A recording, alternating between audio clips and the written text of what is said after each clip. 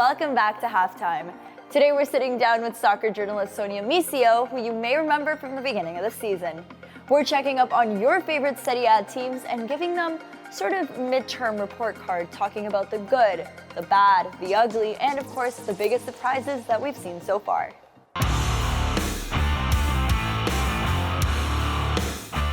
So Sonja, thank you so much for joining us.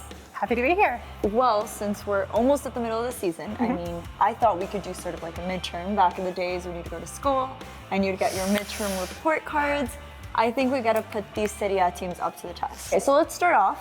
You know, you mentioned Udinese. Yes. Your home team. Yes. If you had to give them a letter grade, what would it be? I'd say right now a D, mainly because they have been trying. You know, they've made some managerial changes. They recognize their mistakes, but at the same time, you know, it comes to the same problem with Pozzo. I think I'd give Udinese a D and their owner Pozzo an F because he's putting everything into Watford, he's looking into England. I feel like we're really falling behind. So those days of, you know, the Natale and those days of old are going further and further away from us. Well, let's go into the team that I was really hoping for, you were really hoping for, and unfortunately didn't happen. Napoli. I'm thinking F. I mean, I don't even think a D, just because of all the managerial problems. Ancelotti just fined their entire first team like $2.5 million. That whole discord there is enough. The thing is, they're their own worst enemies. I mean, it's not even that they're being beaten on the pitch by other teams. They're being beaten by themselves, and it's like they have all the right pieces, but the formula isn't right. And I don't know what it's going to take for them to get there. I mean, they've had the best coaches, the best money, the best players. Like, they've had everything to have a recipe for success, and they're just not doing it, and I don't understand why. They're not living up to that expectation of what they should be and what they can be. I would tell my Napoli fans, I'm sorry, it's hard. It's hard.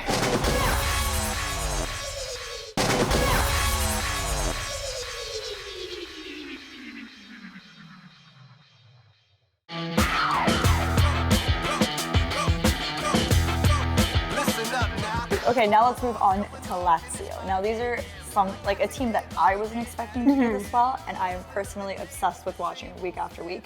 I gave them an A+. I don't know if I would go that high. I'm just being generous. I just love the fact that like Immobile is top of the goal scoring pack. 100%. I mean, we've had such great action from Lazio that I had to give them an A+. No, I think that's fair. I think Lazio is one of those teams have always, I know a lot of people are going to get upset for me for saying this, but they've always been in the shadow of Roma, right? And I think they're really coming to their own, and they're giving themselves this sort of own characteristic that is different from maybe previous characteristics, let me put it that way. Yeah. So I think they're definitely a fun team to watch. I think though they have a very big uphill battle, and I wouldn't necessarily put them on my winning ticket just yet.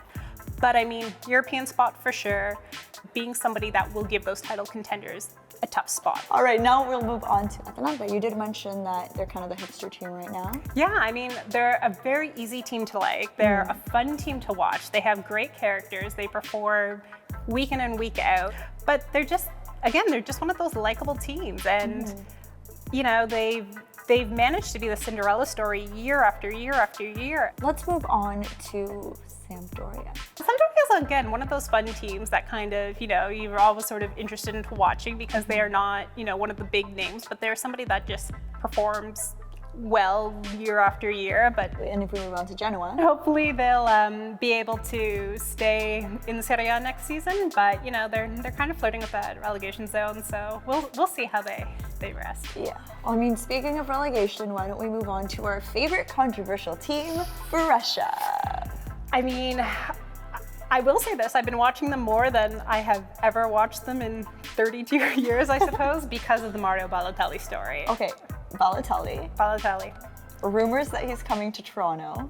And I think I mentioned too, the very first time I did the halftime show with you, that I had a very short-lived interview with him where I asked if I could interview him, and his response was to look at me and say, no way. So Mario, you owe me an interview when you come to Toronto. Let's make it happen. I love that. Let's 100%. bring him on the halftime show and we'll just do a nice little re-encounter. Perfect. Let's do it. But in Brescia, I mean F, right? I mean, we'd have to agree that. F-. Thanks for watching. Make sure you go to tln.ca/soccer to get the entire Serie A schedule, and look out for part 2 with Sonja coming up this weekend.